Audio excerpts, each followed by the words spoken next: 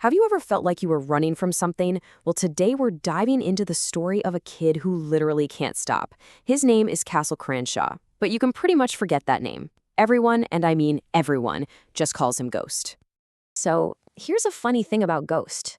He's obsessed with world records. His friend, a shopkeeper named Mr. Charles, gave him a Guinness Book of World Records, and now he's hooked. He even jokes that he holds the record for eating sunflower seeds. But this isn't just some quirky habit. It's a peek inside the mind of a kid who is just desperate to be the best at something. Anything, really. To feel like he's in control when his life feels anything but. But let's be real, this story isn't about sunflower seeds. It's about running. Ghost says he hates track, but he's always running. So that's the big question, isn't it? What is he actually running from? To really get to the bottom of that, we have to go back. We have to understand the one event that completely shaped his world, the one record he never, ever wanted to set. This is it, the single night that changed everything. Just 3 years ago, his dad, in a drunken fury, pointed a pistol at him and his mom and fired. They had to run for their lives, taking shelter in Mr. Charles's store. His dad got 10 years in prison. But Ghost, he was left with what he calls a lot of scream inside. That trauma, that terror, that was the starting gun for a race he's been running ever since. So how does a kid who's constantly running from his own past find a new path forward? Well, it kind of happens by accident. One afternoon, just killing time, Ghost wanders over to a track practice. He thinks it's the most boring thing on the planet, but this one moment is about to change his entire life. In Ghost's mind, track is just running in circles. Basketball is his game. But hey, watching these guys practice is better than going home to an empty apartment. So he watches this team, the defenders, and starts sizing them up. There's the coach, who looks like a drill sergeant, and a few different runners. But one of them, this super flashy kid named Lou, really gets under his skin. Okay, so picture this. On one side, you've got Lou. He's the team's star sprinter, decked out in brand new Nikes and a gold chain, looking all cocky and confident. And on the other side, you've got Ghost, a total nobody in baggy jeans and beat-up high tops. And something about Lou's attitude just snaps inside him. So on pure impulse, Ghost does the unthinkable. He walks right onto the track to challenge the fastest kid there.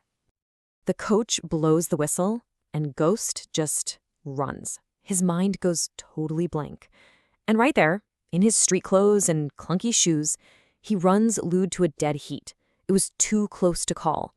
In that one race, he proves he has this incredible, raw, untapped talent just waiting to be unleashed. The coach, a guy named Brody, is just floored.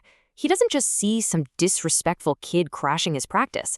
No, he looks past the attitude, past the clothes, and he sees pure, natural speed. Where anyone else would see a problem, Coach Brody sees potential. Coach Brody walks right up and offers Ghost a spot on the team, the defenders, and Ghost, being Ghost, shuts him down immediately. Nah, I'm a baller, he says. But the coach, who, get this, is also a cab driver, he doesn't give up. He offers to drive Ghost home right then and there to talk it over with his mom. So they get to his mom, Terry, and she's not so sure. She needs him to focus on his schoolwork. So Coach Brody makes her a deal, a promise really. One single screw up in school. Any trouble at all, and Ghost is off the team. Done. That's a deal she can get behind. She's just happy to know he'll have something positive keeping him busy. And just like that, Ghost is a defender. But you just know it's not going to be that simple, right? This brand new start, this amazing opportunity to channel all that running into something good, it gets put to the test almost right away. How long does he stay out of trouble? 17 hours and 2 minutes. That's it. Before he even makes it to his first official practice, that scream inside of him finds a way out. And of course, it all goes down in the school cafeteria. This bully, Brandon Simmons, he knows exactly which buttons to push. He makes fun of Ghost for being poor, for where he lives, and even for his mom's job. Ghost tries to just take it, to walk away, but Brandon just won't stop. The final straw?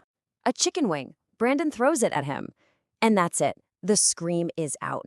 Ghost just snaps. He tackles Brandon and lets out all that anger and frustration he's been holding in until a teacher finally pulls him off. So now he's sitting in the principal's office, about to be suspended. He's already broken the one and only rule that Coach and his mom agreed on. He is terrified of letting his mom down, of losing this one good thing he's got. So when the principal tells him to call home, he calls someone else. He calls Coach Brody and begs him to pretend to be his uncle. And Coach, even though he is not happy about it, he does it. He shows up, plays the part, and gets Ghost out of school. And in that moment, he proves he's way more than just a coach. He's someone who's actually willing to show up for this kid. And on that cab ride, after a serious lecture, Coach Brody says the one thing that changes everything. He looks at Ghost and says, "You can't run away from yourself." And that's what this is all about, isn't it? This isn't just about winning races anymore. It's about a kid finally learning to turn around and face his past instead of just running from it. The real race is against himself. But that leaves you with one last thought.